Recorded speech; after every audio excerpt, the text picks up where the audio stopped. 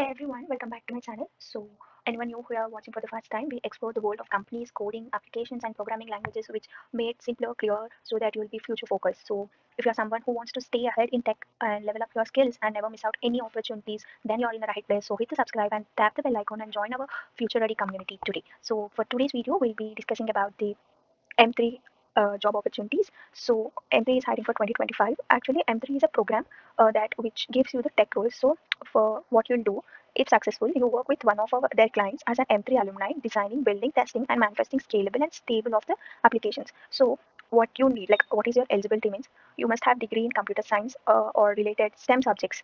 That may be electrical, electronics, anything regarding to the STEM subjects, you are eligible for this. And you must be having 60% throughout your graduation or your higher education, that may be PG also, and you must be having skills like Java, Python, C, C++, or any other programming languages. And you must have the competitive coding experiences that will be added advantage, but it is not compulsory, but it is a plus point. And then you must have the troubleshooting and debugging skills, and you must have solid software engineering principle that has data structure, OOPS concepts, design patterns, multithreading. These are all are plus to you if you have these type of skills. And you must be understand the format of SDLC and also the test driven development. This is what the basic eligibility you must have, that you must be of STEM subjects of your degree, and you must have 60% toward your academic and with no standing areas.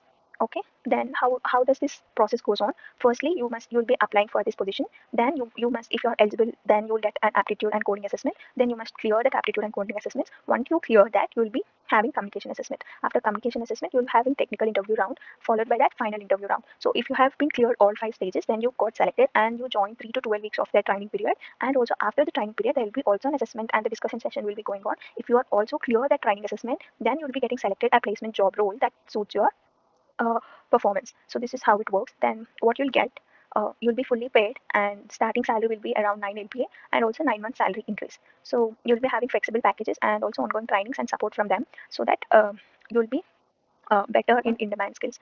So it's just simple. You must give your first name, last name, email ID, phone number, and attach your latest resume and choose your job track. You can know the job descriptions of the job track once you click here. Once detailedly read all the job descriptions and choose whatever your path.